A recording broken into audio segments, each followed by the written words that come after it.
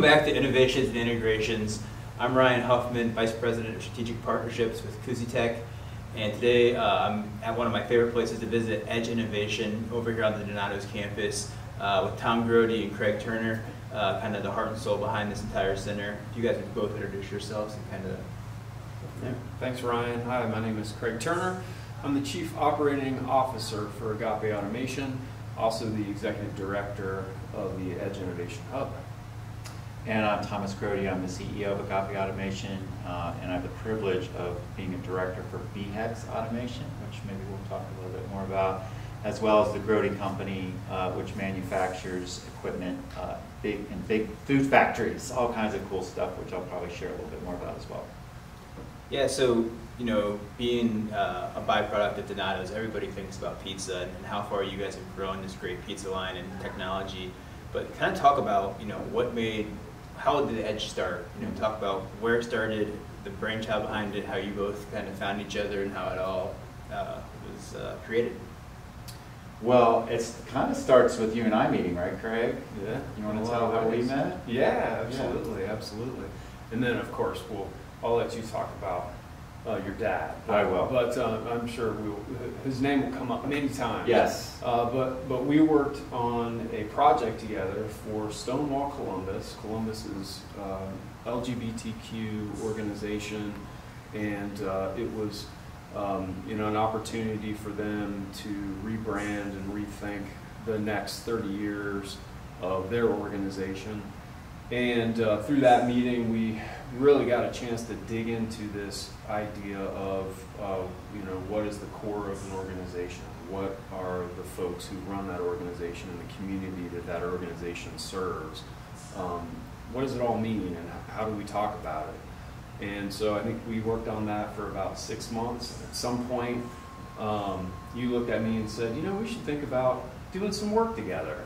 And all my plans, loose plans, went right out the window in that moment, and I said, yeah, you're absolutely right. We should be doing this together. So that started a relationship, a business relationship, and then I'll turn it over to you because in comes Jim Grote with some big ideas. So. Yeah, so Craig and I started doing some, I would say, vision, mission type related work and strategic planning work with all kinds of different organizations. And then my dad got a hold of us and he said, I want to build an innovation center. Will you help us? Will you help me? And we couldn't resist that, right? So the bottom line is my dad, who's Jim Grote, who founded Donato's and the Grote company, really was looking for a way to shake things up, to make a statement on how important innovation is. And he felt like he needed to do something pretty bold. And he decided to build this innovation center and to create a space where folks could come together and say yes all the time instead of no. We call it the Edge because it's on the edge of our campus. So we've got different various headquarters for some of the family companies. And he knew he had to put it separate. But he wanted to create this open space, not just for our own companies to play in, so to speak, but for to connect with the community and to have folks come in and just have conversation around how to say yes to stuff and how to explore the possibilities, right? So that's kind of how it got started. So, you guys had this great rapport as you guys were working on Stonewall together, and you guys, there was something there that kind of transpired to this. So when you think about innovation and everything, it's always kind of, I hate to use it's so overused now, but thinking outside of the box. But your father had the foresight to say, hey, let's take these two people who have this great traction together and work well together, and tell me what that looks like as on a day-to-day, what trends was he trying to approach right away? Obviously, he wanted to be welcoming and create that environment saying yes, but what do you think that he saw and what you two were working on at the time and how it transfers into the Edge today? Well, I would just say, well, first of all, Craig has a design thinking background, right? Mm-hmm. And is trained in it, so he knows all about that process, which is pretty critical to what we do. But I think the chemistry that we had, which was trusting each other, being completely open for whatever is going to come up, and to be very value-centered, very principle-centered, and trying to find that in the organization we're working with is exactly where we started with the Edge. So we had to start with, well, why are we doing this? The why. And we knew how to go through that process, so we kind of went through that process with my dad and just started with, why are we doing this? What do we want to do with this? And then what are the values that we want this place to kind of scream when you walk in? So we went through that, so that's why it worked. And so I think we were the perfect two people to do it for different reasons. But the fact that we get along so well, it does make a huge difference. Yeah, for sure.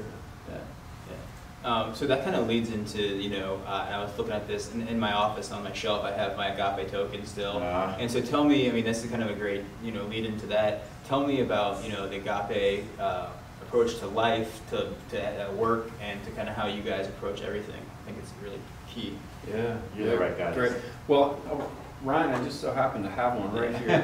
I actually pulled this out of my pocket. Thank God you have it, because I was like, oh, where's my coin? It might sit on my shelf in my office. All right. Yeah, so I carried this coin made out of stainless steel in my pocket every day, and I took it out of my pocket and set it here to remind myself to make sure that as I'm thinking and speaking, I'm using these values. And that's really what it's all about. Lead with love, the golden rule, or treat others as you want to be treated, and do the right thing. Those three things, we put those together, and we think that's a pretty good approach to business and to life. How this came about is right back to Jim. Values in business have been the number one thing for him. It was really, since I met Jim, so many conversations have occurred around these ideas. And some of the early work that we did here was, with all of the ideas and inspirations that Jim have brought to this place, kind of my background is, well, how do you take all that stuff and boil it down into a few words that could also fit onto a coin? So it just kind of made sense. It'd be nice to have something tangible that we could create. And so we worked with the Grote company next door to create this coin, and it's kind of been a big hit, because just being able to carry this around and hold these values literally is very meaningful. So helpful for me. It's something that I think about every day when I'm putting it in my pocket, and something I think about throughout the day. So I hope that answers the question. For sure. Well, let me add, Craig. So the other thing that's important is there is no company logo on there. This is for everybody. So we set up a website, agapecapitalism.org, where you can go purchase one, and all of the, it's basically a cost. So we've had, my sister did a commencement speech for Ohio State University, and gave out 1,500 of these. Amazing. And so we've had various things. The Columbus Chamber gave out 800, but it's just an amazing. People are kind of taking a life of its own, which is really what we wanted. Right. We didn't want this to be ours, and so it's really kind of taken off. So it's kind of cool. Yeah. So everything that's on that coin, when I start thinking about that and like the day-to-day things, it's got a real like yoga type of feel to it to me. Sure. And you think about yoga, and it's really simplistic body motions and everything, and that's really kind of in another parallel, really similar to pizza. Pizza is a pretty simple thing. Then you guys are taking this philosophy and you're saying, let's turn this upside down on its head. Let's and it's all food. It's not limited specifically to pizza. But tell me about how you guys apply these principles to the innovation technology space, and kind of how you got here.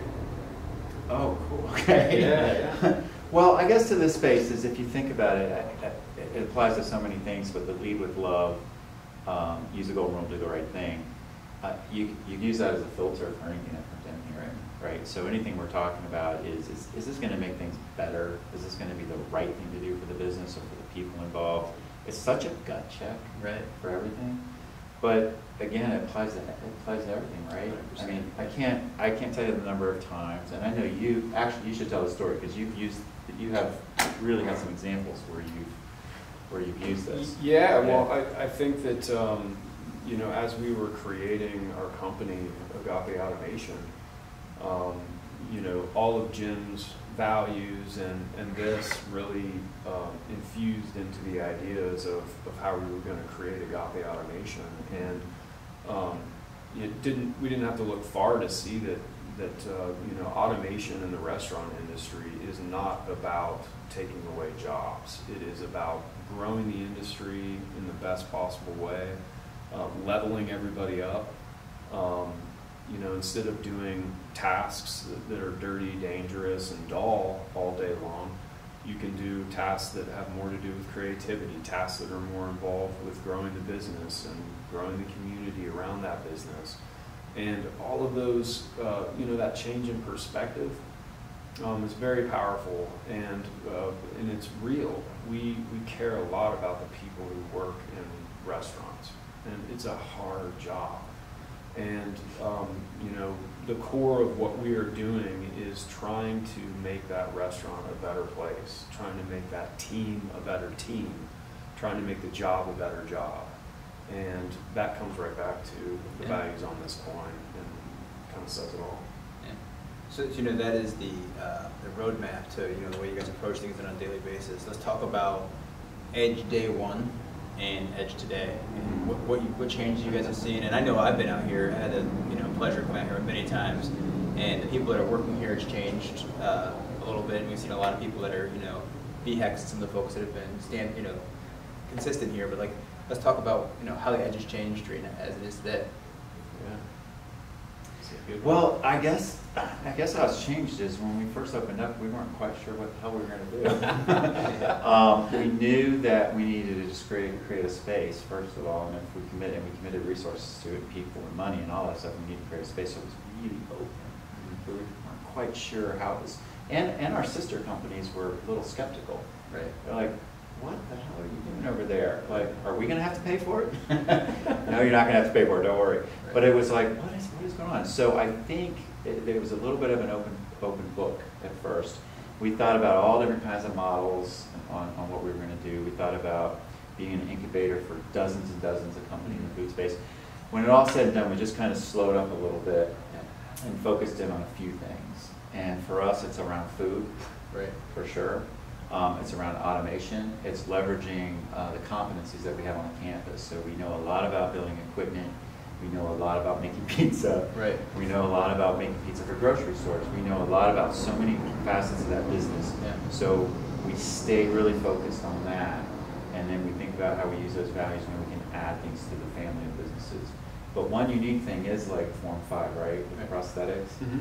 It's so we have an outlier there where they're not necessarily food focused, but they're aligned with our values. They inspire this environment here. So we're all working together, and we have 3D printers running all over the place. Yeah. We just so happen to have a nonprofit in here that's just inspires us. Yep. So we it's just kind of an evolving thing, which I think innovation should be. Yep. It's not stuck in one place. It'll probably be different for years. I mean, much like your guys' Stonewall experience, and it's kind of unconventional for someone to go from that vertical into something like this. You talk about the way it inspires people. It's kind of like the lifeblood, and it's, like you said, it helps people get motivated every day. They're doing something bigger, and you never know what's going to happen. And that's what, in our space, we work in every vertical, from restaurants to retail to the lab space. So we take a lot of the knowledge we learn in other projects, and we apply it to the restaurant space every day. So that kind of hits home with me, because what better way to get motivated than seeing someone making the world a better place outside of what you guys are doing? And you never know. There's going to be a crossover at some point.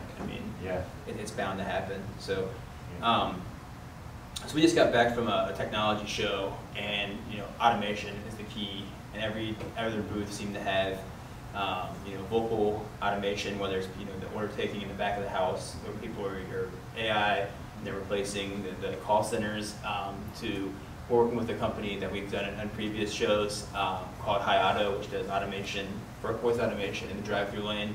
And then we've seen the robots and the cameras that are kind of doing that. Where are you guys seeing the trends right now that are coming in through here? Obviously, you guys are trying to automate with the machinery and the pizzas and everything. What kind of macro and micro trends are you guys seeing, and have you seen? I like that you said micro and macro. Yeah. That's exactly what's happening. So we're seeing the macro stuff with the robots, yep, and the AI coming in, and a lot of funding. But obviously they're upside down on making money, right, which you have to be when you're going to have really disruptive technology. Yeah.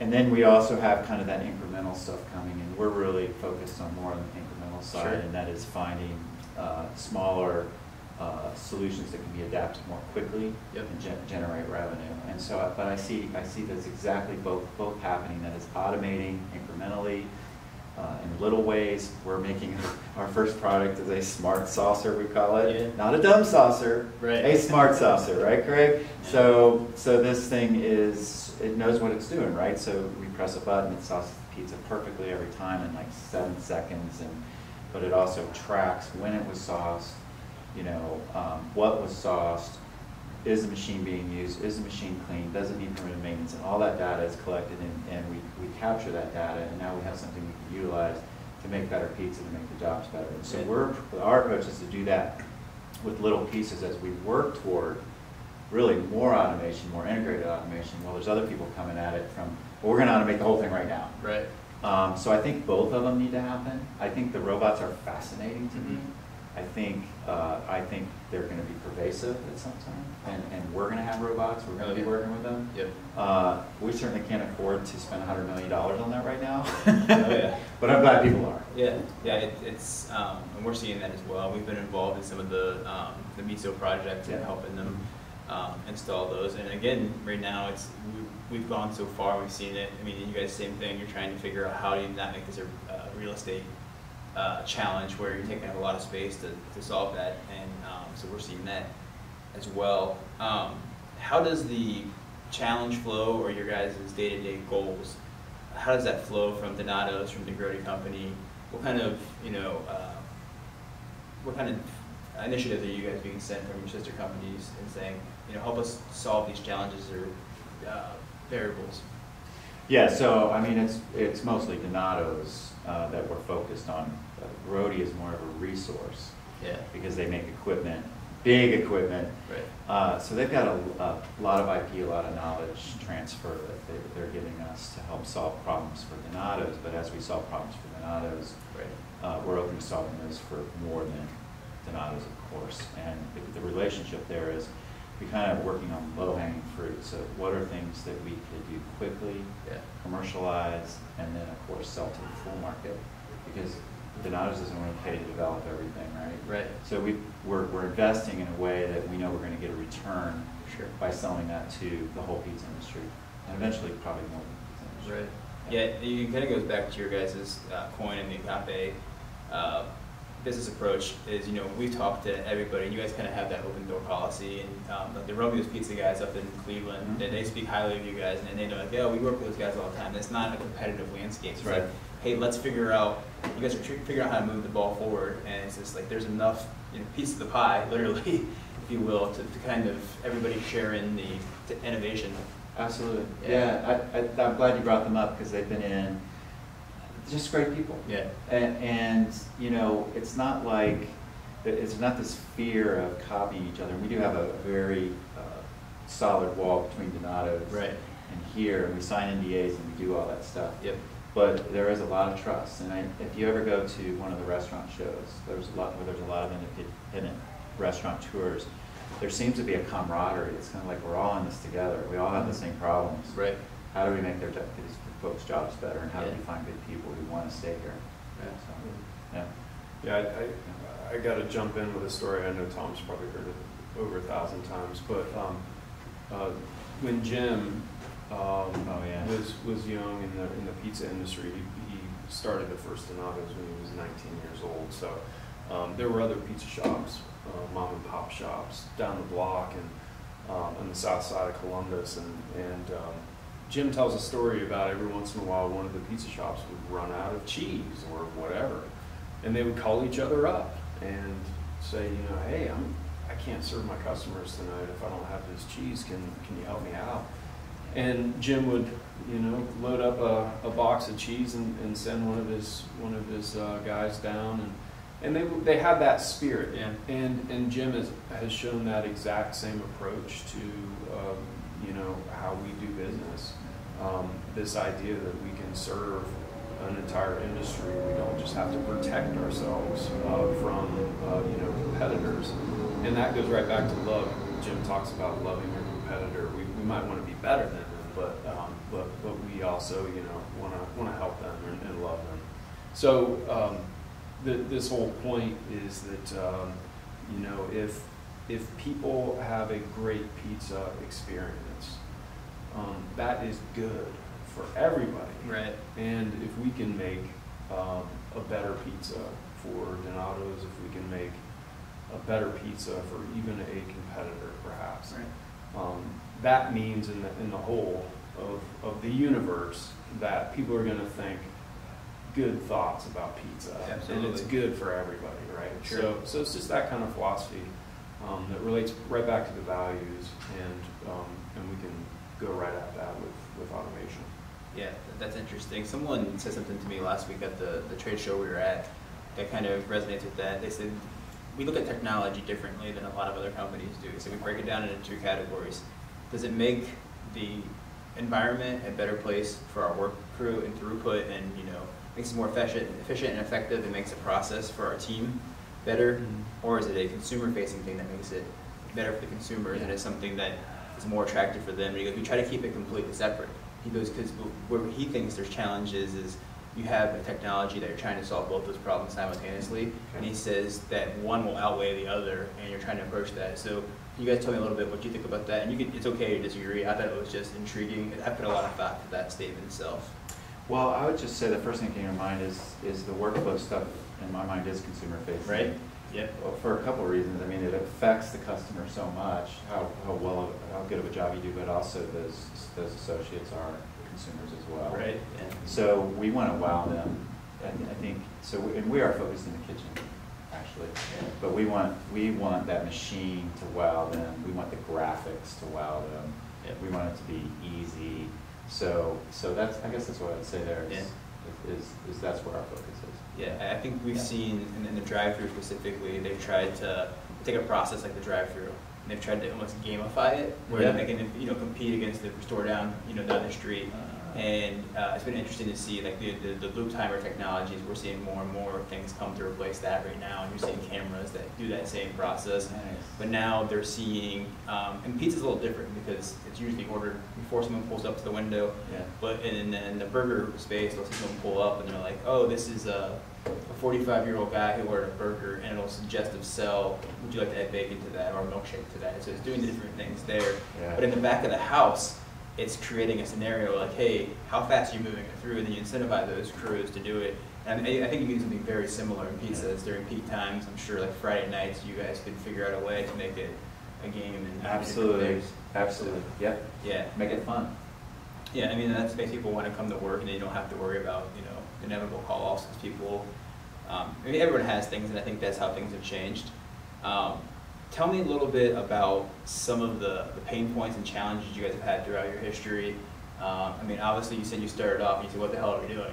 And today you guys have a vision and a mission, and I think the good thing is that whiteboard's a great illustration of this. Is your vision today may be much different than it is tomorrow, and you guys have the agility to do that. But tell me a little bit about some of the things that you guys have struggled with. Well, I mean, obviously you have to find revenue. Right. So it always gets back to, are you making something that people want, and can they afford it? And then are you going to be able to fund this until they start paying for it? Yep. It's that simple. So the pain point is a sense of urgency around that. Right. And focus, and being able to focus. And one thing about an innovation center is what we're flooded with, especially my dad. Now my dad is one of those innovators, right? He's an entrepreneur. He is just loaded with ideas. Right. And so that discipline process of prioritizing, focusing, getting something to market, which I think our whole team has done a good job of, and we're there. Yeah. Right. So we're there, but boy, at first it was really hard. Yeah. Yeah. I think that's a contagious kind of, and it's fun because you're getting a room and everyone's throwing out ideas, and you feed off, and you're just like, well, let me see what I can come up with the next day, or someone comes in and they see a new automation or a new technology, and we do the same thing, and we get distracted, and there's times where we're like, hey, let's get back on track, and it's very contagious, and it's easy if one person starts it, and it can go on for weeks or months, and we've had some things like, hey guys, we need to get back to those things that create revenue, as you said. Yeah. You need to make sure the lights stay on. So tell me a little bit about, so you guys have pivoted since the last time we hung out, but how the Agape piece has come about into that piece of the business and what that looks like today. Yeah. So, you know, I'm going to toss it back to you, Yeah, but yeah, I can okay. take it if you want. No, that's all right. I'm sure we both have some thoughts, but you know, July 1st was our launch of Agape Automation, but we've been working on the products and the prototypes and the pieces that have been building up to our July 1st launch for several years. And really it started with Jim finding a young engineer who's very talented, and the two of them and along with the rest of our team worked together to create the Smart Saucer. And we got that into prototype and worked out you know, those kinks for years. And so meanwhile, building other prototypes for other possible products and solutions. And so that's kind of been where what we've been building to, and how that got started. Jim, it was always going to come back to automation. Right. And I'd love to hear Tom tell about the story of the Pep-O-Matic, because you know, this is not a new thought process for Jim. You know, automating the restaurant industry has been something that Jim has been thinking about for decades. Right. At least 5 decades. And so you know, it didn't quite work out 5 decades ago like he thought it would. Right. Because his plan was to automate pepperoni process in restaurants. Turned out it worked really well for the frozen food industry. Mm-hmm. And here we are, all these decades later, back to automating the restaurant industry. And so anyways, yeah, it's kind of, it was inevitable, I think, that out of that kind of field of dreams that Jim was creating here, that we would end up coming back to automation in the restaurant space, which is perfect timing. And the pandemic showed us, even Jim was thinking about this even before the pandemic, how important it's going to be to the future growth of restaurants. I think another thing to add is, so Jim 50 years ago came at this from simply a hardware standpoint, and now it's about software and hardware. Right. And it's challenging to do both. So we're doing a hybrid. We're doing software and hardware. They're both hard for different reasons. Yeah. But I got to tell you, it takes forever to manufacture some hardware. Right. And it takes a long time to develop the software. Yeah. Right? But they're just two different things that have to come together. But I think my biggest learning has been just how long it takes to go from prototype on a piece of hardware to something that you can sell and get certified with the UL and NSF and all that stuff, Yeah. and make sure you can replicate it thousands and thousands of times. It takes a long time. Mm-hmm. So you said something there. I remember the first time you showed the video of the Smart Saucer. I'm like, I could sit here and watch this for like hours. It's so fun, relaxing, just like yeah. But and I believe, and I forget who it was, and it might be the Smart Saucer. It could be some other piece of equipment. But some people from the Donato side of the house were telling me that your dad wanted to get it out into the restaurant and see how it goes. And there's an employee over there, I won't mention his name, that he was a manager, and he was the first one that says, yeah, bring it in here, and ran with it. And now he's over on the corporate leadership team. But tell me, like, how do you guys, when you're trying to test something in the restaurants, what does that process look like for you today? Yeah, so it has to start with an amazing partnership. And, you know, being or having this relationship with Donato's has been incredible and essential to what we're doing. And you know, I remember talking to some folks in the startup space early on, and them saying, "Wow, if we just had, you know, a partner that we could try out our idea with, it would be an amazing boon to what we're trying to do." Them seeing the value in what we're trying to do and allowing us that access has been really amazing and hopefully mutually beneficial. So it really just starts with you know, that mentality of fail fast, and an ability to know that this is not going to be perfect day one. It's not even going to be perfect on year 10 perhaps. Yeah. But the point is, you're always trying to get better. Yeah. So that mentality of fail fast has to be matched with really a tenacious desire to get better and continually improve. And we found that partnership. It goes right back to the partnership. So having the ability to test in the actual environment is just essential. Sure. Yeah. Yeah, I love when you say fail fast, because people are like, oh, we don't want to do that. But it's really a balancing act, because you mentioned revenue is such a key component, specifically with these startups and the people, and you want to get it out there and test it and prove your theories in action, but you also want to be thoughtful and you have to be patient. So it is that hurry up and wait kind of mentality, and a lot of people don't have the resources, or I think what you guys do here is you provide a roadmap and a foundation, and then hopefully, it's a throughput to Donato's or to somebody else. And it's really, I think it sets people up for success. So it's kind of like you help people fast track things, and you guys have lived a lot of these pain points, so somebody that would come through and be a member here can probably, learn from your guys' experiences and all those those fast failures and everything. So that's interesting. And you probably know this. How many times you take something out of the field and there's so many things you assumed and you don't realize how much you don't know. Oh, yeah. And it's some of the most basic stuff too. Right. And you're just like, oh my God, really? and we have that all the time. It's something that, so we have the CUSI way is the kind of lifeblood of how we do everything. Cool. We're deploying things. And I always say, especially when we're working, if it's not with the restaurant, we're working with the OEM, we're deploying something, I say, we're going to take your installation guide and we're going to destroy it. Mm-hmm. We're going to rip it apart. We're going to take that installation guide out, and when we go to field trial, we're going to look at this thing step by step, and then our project managers are going to rewrite the entire thing. Mm-hmm. We're going to show you both versions, and your version's very good when you're talking to investors and you're looking at things from a philosophical type of way. When you're looking for an executional type of way, this is how the technicians are going to be able to do this from site to site to site. Yeah. And as you talk, it's an evolution. So the first installation, and that guide's going to look very different on installation 1. But Yeah. by the installation 10, you should really do it. So it's really, growing with your partners and kind of doing that. Yeah. So what are some of the demands that you guys are seeing from the other side of the business? What you can talk about anyway is, what are you guys what's being thrown your way right now? Well, I can just tell you what our focus is taking every dirty, dangerous, and dull job we can and just start to automate those processes. The really interesting part then is building that software platform for us to add value and make it easier on the people running that shift. Yeah. And to be able to access data remotely and all that kind of stuff.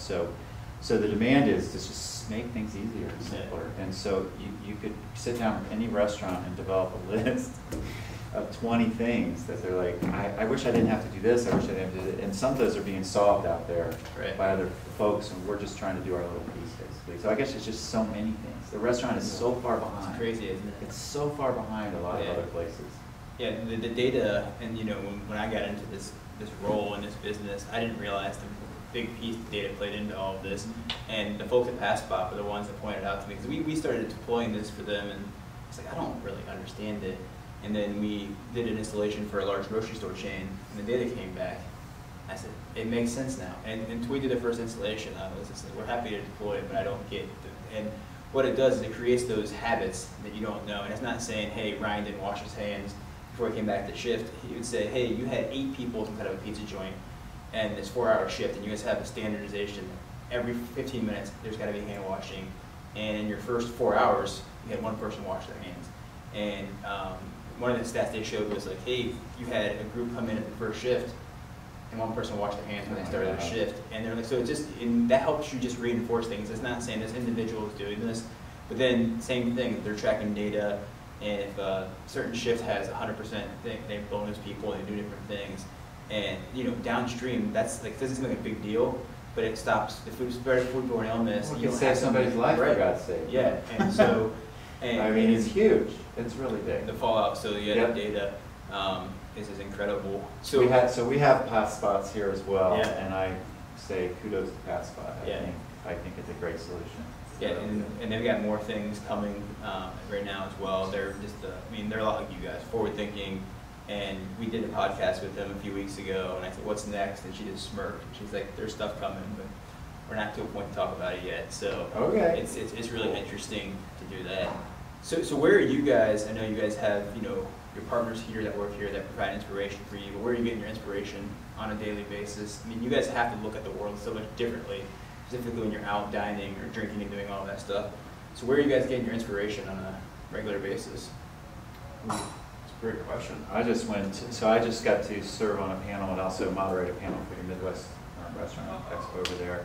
So I was on a panel with the CEO of SJW Robotics, which is making a fully automated pod, so to speak, to make bowls, Asian bowls, based in Montreal, thinking about moving to maybe even Columbus. Yeah. Very cool. But and then we had one of the co-founders of CUSI Robotics, Ryan Sinet. We all came, so I knew we were doing the panel, so we all came in here and made pizza together. That's awesome. And we sat down. This is inspiration. I got to tell you, connecting with other innovators in the space, Yeah. that camaraderie we talked about in the pizza space, same in this space.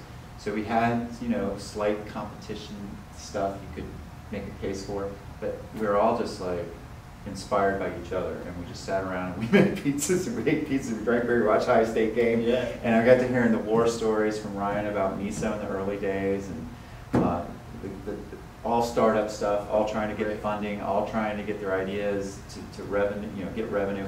But just that's inspiration for me to be able to reach out. And then the second one, I think, is when we go into a pizza shop and we hear things like the manager saying, "Well, you want to transfer me? I'm not going to move to that store unless I have a pizza saucer, like a smart That's saucer. amazing. Like, I won't do it." This becomes such an integral part of their job and made their lives, even if it's just this much easier. Yeah.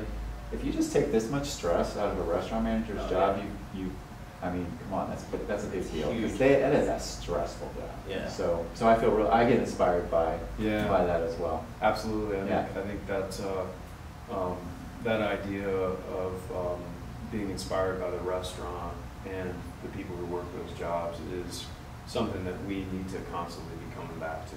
Yeah.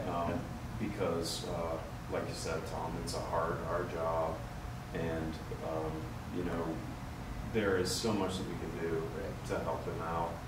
And just coming in with a positive attitude about it, and coming in with a feeling that we can make a big difference here. I'm inspired by you know, thinking about where the industry is right now. The restaurant industry, like Tom said, is way behind. It is. You know, we think about the automobile industry, which really started automating like in the 70s. You know, now you look at a completely roboticized environment. Someday restaurants will look like that, Right. And we're on the front edge of that wave. But you know, how are we going to do it? How are we going to do it the way that we would like to do it, with love and for the right reasons? And so it's inspiring to think that we could be a part of history in that way, but for the right reasons. Yeah. I got to share a story. I'd love to get your guys' response. A couple weeks ago, we went over to my parents' house, and all the grandkids are there. And I said, "We'll bring pizza over." We're stopping. Got a big stack of 10-ounce pizzas, and I ordered 2 cauliflower crust. And my dad's an old school, never eat cauliflower crust kind of guy. And I nudged my wife because we set it right on top, and I knew. So he's got the veggie pizza with all that cauliflower crust. He starts hammering it, and I said, "How do you like that?" He said, "Oh, this is really good." He's like, "It tastes different, but it's really, really good." That's cauliflower crust. And he just kind of looked at it, and it just was like, it you know, perplexed him. Yeah. So are you guys getting leaned on the food side of things and the product side? Are you guys being asked to kind of tinker in that space as well, or is it strictly on the automation side? We are strictly on the automation side. Yeah. Now, my dad is another story. Right. Okay, and if you ever want to do a podcast with him, get Yep. ready for a very long podcast. But no, Yeah, great. but no, he is very much about food as medicine, Right. and he is, of course, involved with Donato's and continuing to kind of give that direction. Is look, you got to make this healthier and better, but it has to be better. It has to be better tasting and healthier. You've got to do it. We owe it to everybody. Yeah. So he's really into it. Yeah, we were just, I was watching football, and I saw, I forget who it was, but one of the other pizza chains has pizza bowls now, and it's everything but the crust. And I sat there, and I was like, that looks awful. And it just, to me, I'm sure it probably tastes fantastic, But it looks like a bunch of cheese melted with all the toppings in it, and I can't even think what it was. It was watching football this past week, and not even during the Ohio State game, and I really couldn't wrap my mind around it. But I think that's such a trend right now. So kudos to them for being responsive to the demands, and maybe it'll go away. With McDonald's tried to sell pizza at one point out of the McDonald's, and that didn't work out for those guys. But no, this has been great. It's always great to talk to both of you guys. I think you guys are doing awesome things here, and I'm excited to see where you guys are in 5 years and 10 years after that. So thanks for taking the time with us today. It's been great. Yeah, I appreciate you as well. Thank you for all you're doing. Thank you. I appreciate it.